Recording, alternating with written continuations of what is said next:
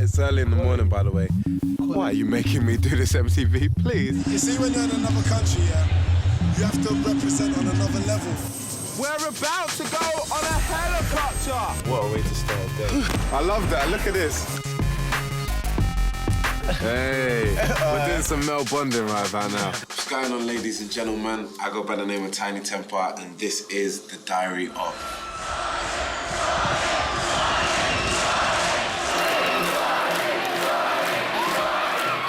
I think New Zealand is the best country we've ever performed in, I swear to God. So listen up, ladies and gentlemen, for the next half an hour, I will have a crew follow me around everywhere. Never been done before. I've never seen anything that you guys are about to experience me seeing for the first time. This is all very, very new to me, and I made sure that I did this for you guys. So I hope you guys enjoy it. I had so much fun, and I hope you guys do exactly the same. The feeling of arriving in New Zealand was incredible. I mean, I've never ever been so far away from home. The last plane wasn't the largest plane by any means. It was, in fact, probably the smallest plane I've ever been on. And it was just surreal. I mean, it was a propeller plane. And I made sure throughout the whole flight, I wouldn't look at the propeller because, you know, things can get in the way of propellers, and propellers can stop very, very easily. So I bought my headphones and I just kind of got on with it, you know. But yeah, I mean, it's all part of the experience, right? At least I got a story to tell now. You lot are like the only ones smiling, right? I mean, the flight from the UK to New Zealand is definitely one that will never be forgotten. It was about 31 hours in total, 4 different planes, including a really, really small one that seated about 16 people. The baggage handler was the pilot, which was weird. I never thought I'd see that in my life. So yeah, definitely a memorable journey. I mean, at the end of it, I needed a good wash. You know what, we've been flying for about 30 hours. I've been wearing this for 30 hours, so I really need to take it off. I want to take it off right now. Hours. Do you know how crazy it was? Yeah, the guy who was doing the bagging is actually the pilot. He's multitasking, I swear to God. Like, I've never seen that before. Yeah. Absolutely crazy. Gisborne Airport isn't really much of an airport. I mean, there isn't a duty-free there, which is a little bit surreal. Yeah, no, it was good, man. I mean, Jay's a real warm guy. The MTV crew was absolutely incredible. There was quite a few people out there that recognized me as well, which was so surreal. I mean, you've flown so far and there's people at the airport who know who you are. So yeah, definitely an experience. And I mean, you know, meeting the MTV guys was incredible. How many people could say, you know, they got chauffeured by MTV to their hotel? Nobody apart from me, actually. Okay, so we'll start with Isaac, that's my tour manager. You know, he's just a real cool, down-to-earth guy. He's a big teddy bear, really, really, really, but don't tell anybody that because he's meant to look really, really big and scary. Charlesy is my DJ. Yeah, definitely like my right-hand man. We kind of plan all the music together and we work out ways to get people jumping and screaming and shouting and moonwalking. Real fun-loving guy, so that's Charlesy for you. And then we got Toby, that's my production manager. He's probably the newest addition to the whole Disturbing London camp and team and organisation. And yeah, I mean, he's just real focused. He likes to be on time. He likes to get to places earlier than everybody else.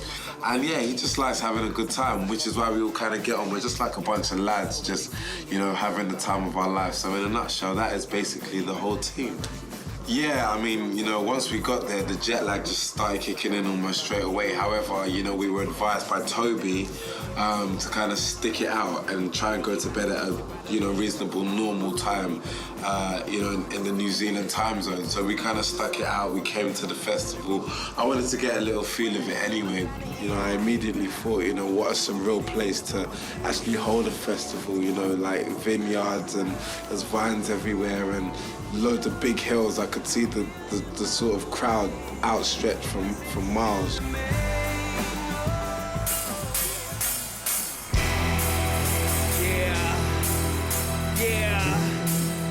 Got to see NERD and they absolutely obliterated it. The crowd went crazy. I've never seen anything like it. I came to swear. I came to swear. So, get up, come on. And I come to party. And I want to jam tonight. Hey,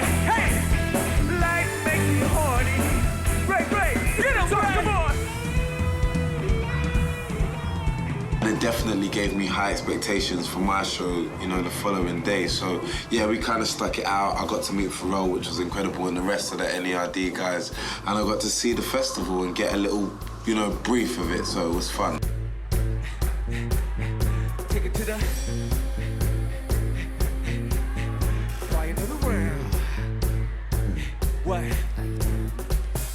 Nothing what you do, you got something on your mind. And I like what you do, you got something on your mind. It seems like you got something to prove, you got something on your mind. It seems like you got something on your mind. We got a connection, yes. Some synergy. Ain't no other women, please. It's just you. It's just you. Somewhere in that section, I feel energy. What? If I take a leak, it must be true. That's because you're my tempo. I get on my knees, and I come to you. Yes, I come to you. It's just that simple. Yeah. Give me love and heat, please, like some would do. Yeah. That's why I run to you, girl.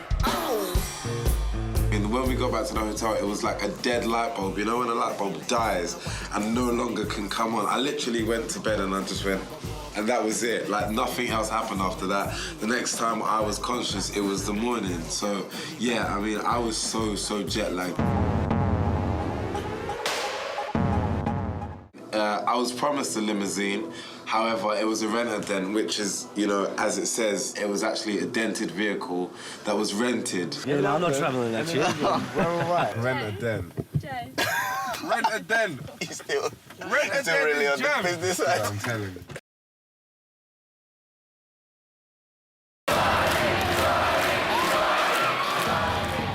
This is day 2 in New Zealand. I'm with the Disturbing London gang. And right now we are going to explore the weird and wonderful world that is Gisborne. Did you hear my slightly New Zealand accent there? Come, let's go. I was promised a limousine, which I'm still going to go back to the UK and write letters to MTV New Zealand about. However, Jay was waiting for me in rent-a-dent, which is, you know, as it says, does what it says on the tin. It was actually a dented vehicle that was rented by Jay. So yeah, we kind of got in that, and yeah, we headed off to a vineyard. We're in New Zealand, we're in Gisborne to be specific. The weather's good, I'm happy, I'm with my mates. We're disturbing Gisborne right about now, we're chilling, and we're gonna go and see some native NZ. I was about to say NY, sorry guys. Seeing New Zealand, you know, in the kind of way that I did in the rent-a-dent, yeah, definitely. I mean, it's definitely a lot more rural. I mean, it definitely has some similarities to the British countryside, you know, whereby, you know, houses are a little bit more spaced out. I just saw a sign, it says wine tasting. The wine is my friend. So, you know them ones I remember you? We have a special bond. What a way to start a day. It's early in the morning, by the way. Why are you making me do this, MTV? Please, don't make me drink. I mean, I was promised great things. I was promised loads and loads of alcohol by MTV, wine, you know, the finest quality wine, and I got there, and a guy tried to run at me with a sword. Wasn't really briefed on that, so I'm gonna be writing a letter, MTV. First thing that happens is that you'll see a Maori warrior come up with his taiaha. We were kind of told that we were supposed to do a little bit of singing of our own. We kind of congregated together and came up with, you know, the song One Love by Bob Marley. And I would have to sing a song. You're the only singer. Bob Marley, I believe. One love to be specific. I have to touch people's noses like this. One love, one heart, let's get together and feel all right. Sing it again, and then we're done. Isaac, you've got to lead it, bro. I'm filming. Can you do this with that camera away? Isaac, please.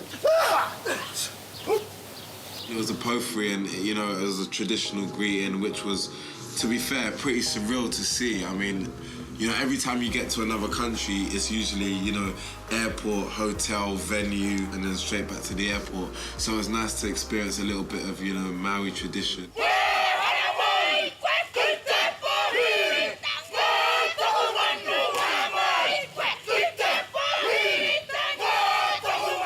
Apiti hono tātai te hunga ora, koutou ngā manuhiri tuarangi. Their whole thing was a spectacle. It was absolutely amazing. amazing. Yeah, definitely. A lot went Definitely into that, feel man. welcome. It's a beautiful place. I just don't feel that we gave them the same back, to be fair. I'm a little bit saddened by that, if I'm going to be very honest with you. Maybe next time, eh? You know, after lots of thought and after like probably half of the people not actually knowing One Love, not me, of course, I know all the words, we kind of decided that it wasn't a good idea. I mean, you know, the Maori people sang so well and I didn't want to embarrass myself, so we kind of kept it under wraps. But I mean, next time, yeah, everybody's gonna learn the song and we're gonna come back strong. I always think in these things, like, if you like say something at the wrong time or do something at the wrong time or ask to do something, like, you could offend people for like 100 years. I was like... This is dangerous. Yeah. It's too nice. We are getting in the chopper. This is original, authentic Land Rover, vintage. Look at the tyres. Oh yeah, by the way, guys, I do my own filming, I do blogging. I'm real big on blogging. I have a blog called Milk and Two Sugars. Thanks. Now look, this is crazy. I got given an egg by Mr. Milton, which is incredible. It's got a number on it.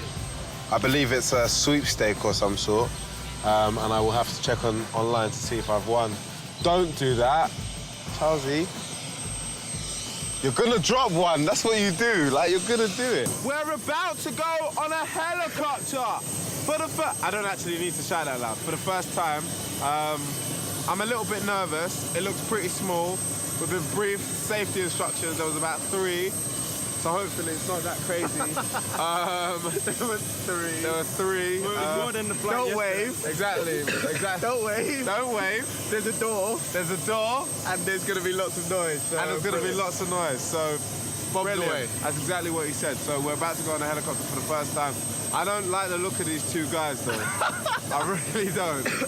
Look, this guy's coming. I can't say anything. All right, I've got to go. See you. Bye. Wish me luck. Pray for me. I got an egg, by the way, today. Thank you, Mr. Milton. Fearing that you're about to get on a chopper. I think you're scared. I've never flown in a helicopter before, and I've heard that the helicopter is the most dangerous mode of transport. So thanks MTV once again for making me go on that twice. We'll be writing another letter definitely about that, and that will be in red ink, to be fair. I mean, so while I was in the chopper, you know, we saw the East Coast, we saw, you know, the sea, and there was 3 rivers that we saw in particular. And we also saw the Rhythm and Vine site, you know, which was absolutely empty at the time. So it was nice to kind of see everything and aerial distance when there was nobody there. And obviously hours later be on that stage that I saw from so far up and just see it filled with people. So yeah, the chopper experience was absolutely incredible. I asked the guy how much the chopper was. Won't be buying one anytime soon, but it was just nice to know, you know. Absolutely incredible. Can I drive it? Do you want to? Yeah. This is old school. What one's a brake?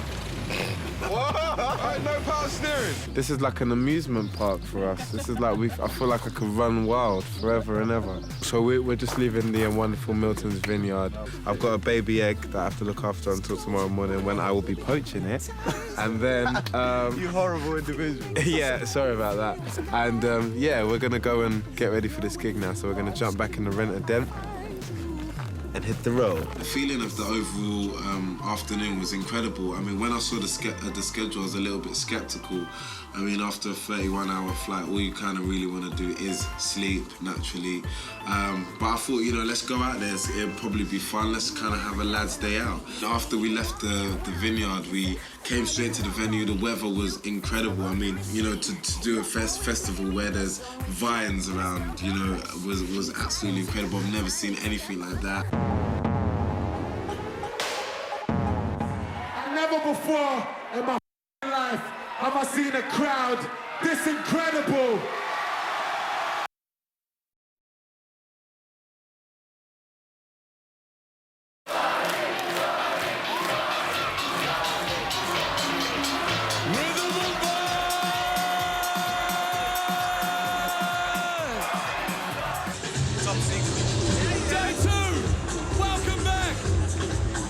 If it wasn't for music, I probably would have never ever seen New Zealand in my lifetime. However, it was always a place that I'd wanted to see. So It's definitely the cherry on the top. My boy Jack Daniel, that's me.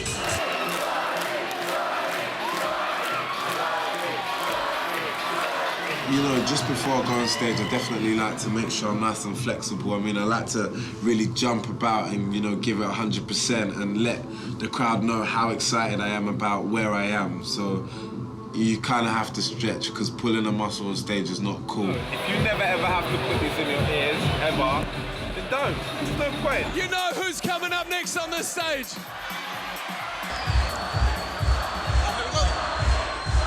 When you're about to go on stage and there's 20,000 people screaming your name, I mean, there's no words to actually describe how that feels. Who's ready to see Tinie Tempah?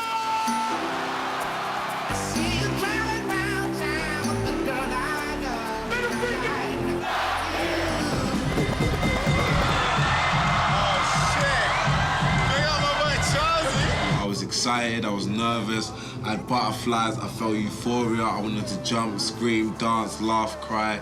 All those emotions were sort of running through at 100 miles per hour through my body.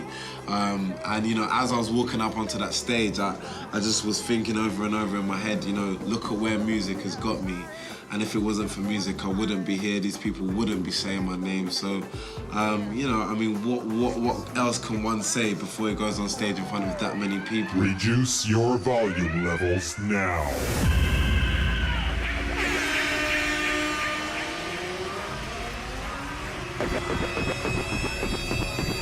Tinie Tempah. New Zealand, make some noise! Woo! Yeah! Yeah! Simple! Honey, I'm a fine boy, no pimple! I done deja vu, I done gang war! I'm fucking everybody wants me on a single! Maori, 44 years with no wrinkle! I got 100,000 on me, I can sprinkle! Oh yeah, my heart's covered in. You know, the adrenaline was going and it kind of just moved me. I mean, I forgot about jet lag totally. I forgot about the fact that, you know, I was so far away from home and it was just all about New Zealand. It was just all about rhythm and vines and it was all just about the music and having fun. I thought I'd only have to say it once, but I'm going to say it one more time. I travelled 31 hours to be here in New Zealand. I took 4 planes, and never before in my fucking life have I seen a crowd this incredible. Now, for those that don't know who the hell this guy is on the stage, I go by the name of Tinie fucking Tempah.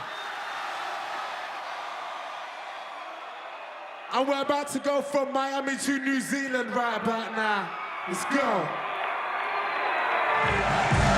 I've got a black BM, she got a white TT. She wanna see what's hiding in my CK breeze. I tell her wear suspenders and some PVC.